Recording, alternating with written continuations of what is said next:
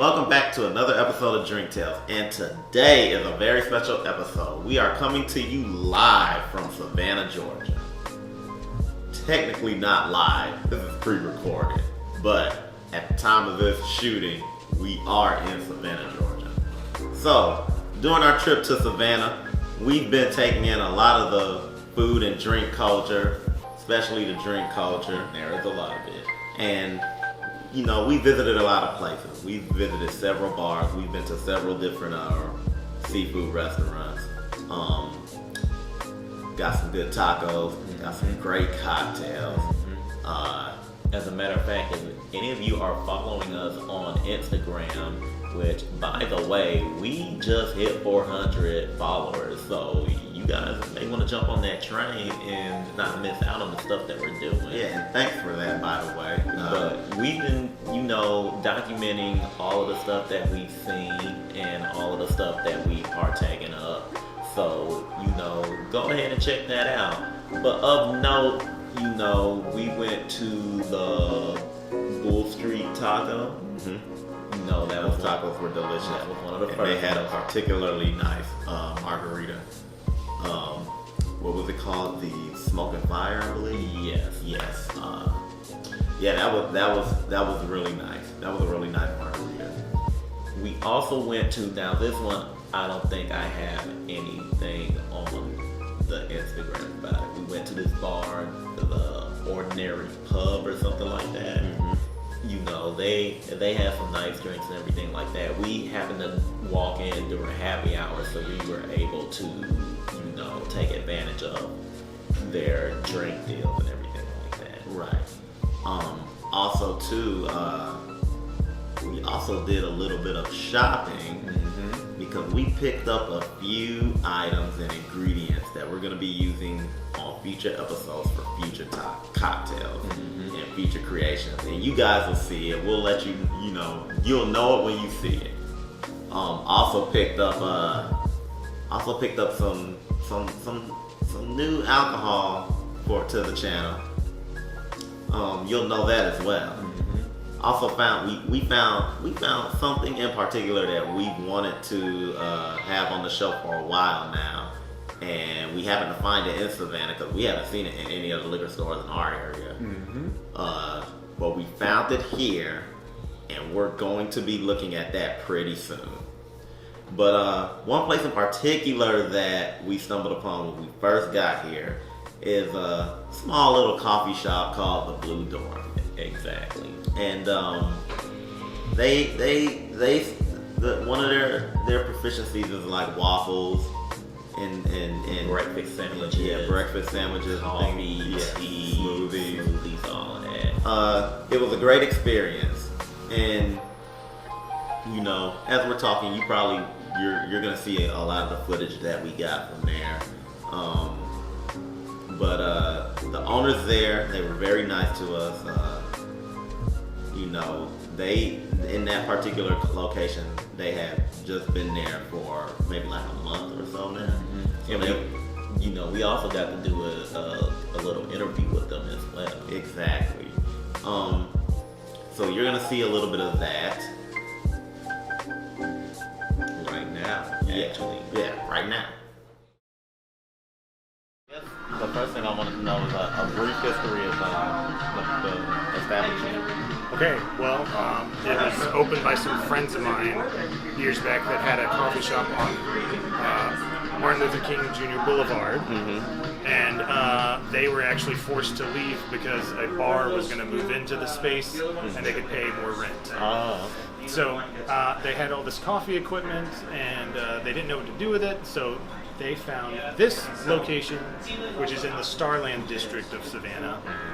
And this building at the time was actually a weird thrift shop with people living in it. There were multiple rooms and shelves, and they were selling things, and there was a boat out in the parking lot. There's actually still a shower in the back, believe it or not. And so we got the space, we renovated it some, put in all the plumbing for the coffee equipment and all that, and then we decided, as far as food goes, this is actually before I came on board, but they thought what's quick, easy, tastes good, doesn't cost a ton to buy.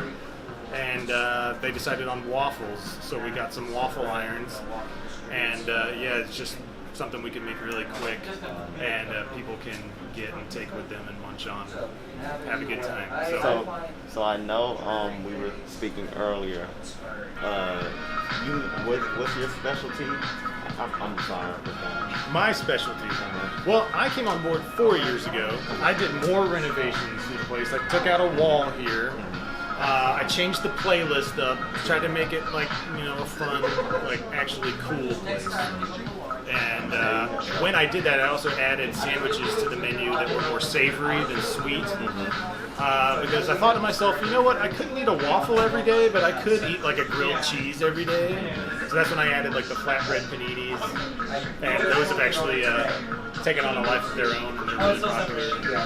So I kind of diversified the menu a little bit. Yeah. We ate here. Well, we've eaten here practically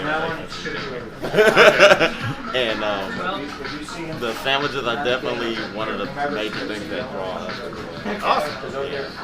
Today we had a smoothie. We kept it light. Sure. But, yeah, I helped start Zunzi's with some friends of my family. We ended up winning the best sandwich in the South from a travel channel and all that. So I did that for 11 years. So I kind of brought some of that experience of whipping up something tasty to this place.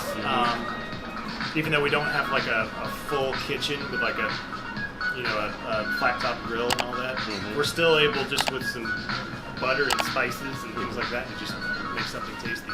Okay. Now I know we were earlier. It was mentioned that this place says this location has been over like a month. So about a month ago, it came under new ownership. Okay. Yeah, so the previous owner couldn't sustain any more losses from COVID. So, but one of our regulars that loves the place, he and his family love the place. Been coming here for years.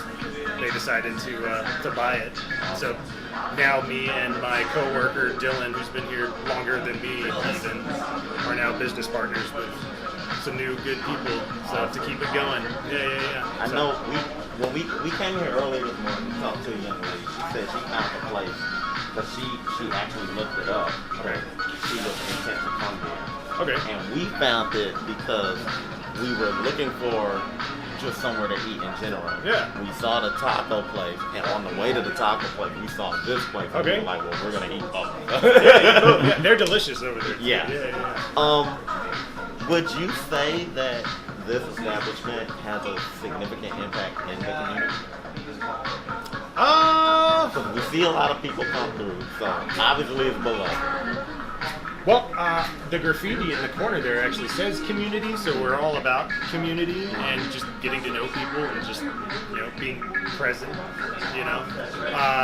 Lately with the new ownership, we have been networking some more than we have in the past, because we've actually expanded our team a bit, which is nice. And so yeah, now we're just continuing to reach out and get to know people and collaborate with them, whether that's musicians, artists, just people that have different skills that we can all come together and promote the shop and do events, things like that. Awesome. Well, I've enjoyed it since I've been here.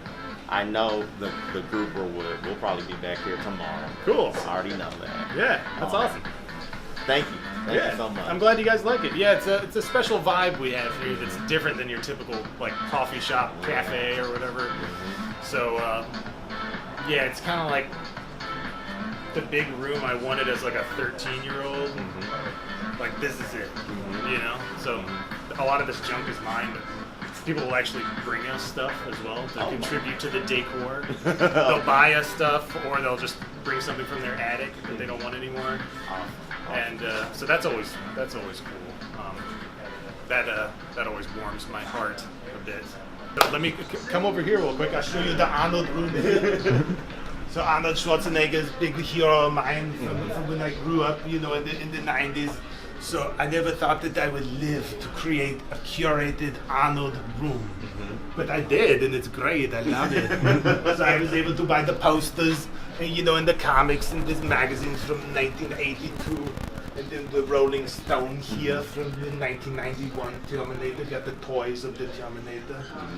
This was signed by Arnold in Cape Cod, Massachusetts, when he was vacationing with the Kennedys about 20 years ago. And so here's the Time magazine running for governor. Have you ever met him in person? Unfortunately not. Oh, wow. But I was in Hollywood a few years ago, and I did go to his Chinese theater square with his handprints. And there's a picture of me going like, yeah. So I need to get a print of that and put it in here. But I've tagged him on Instagram and stuff. Haven't gotten anything yet, but I will try again for sure because I'm sure he would approve. Don't you think? I mean, we even have like the books there, and then the autograph from the True Lies. And I don't see why it's he really would. funny. So the story behind this room actually is that SCAD, the Savannah College of Art and Design, were right next door to one of their biggest, most populated buildings when they're in session. And the name of that building is Arnold Hall. So that's my cover story. So I get to tell people that, and they're like, "Oh, it makes sense. He's not just real obsessed." Arnold, huh? Exactly. So I get to save myself a little bit. But anyway, Yeah, we were in here earlier. Yeah, so I ordered a life-size cardboard cutout of Yeah. Arnold. That's on the way. I spent my stimulus check on okay. it. Not all of it. I've got 3 kids. The stimulus check was nice. Thank you so much. Yeah, guys. For sure. And like I said, we'll probably, some of us, if not all of us, will probably be back here tomorrow. Okay, great. That'll do it for this episode of Drink Tales. Be sure to like and subscribe. Hit that bell so that you're notified of all content coming to the channel. Also, check us out on Instagram and check us out on Twitter. And also, what else do we have to say? If there's a liquor, spirit, some type of wine or beer, a snack or a dessert that you feel is underappreciated, give us a ring in our DMs. Let us know about it. Maybe we can find it if it's not able to be found in this particular state or country. Maybe send it to us. Also, if there's any places you think we might enjoy going to, such as, places like the Blue Door that we just featured, or anything similar, restaurants, bars, gastropubs, distilleries. Hell, if there's a food truck somewhere in your neck of the woods that you think is the bomb, let us know. And this won't be the last time we'll be talking about Savannah. We've got a lot of footage, so expect some episodes to drop periodically throughout the year about that stuff. Alright, everybody, until next time, peace.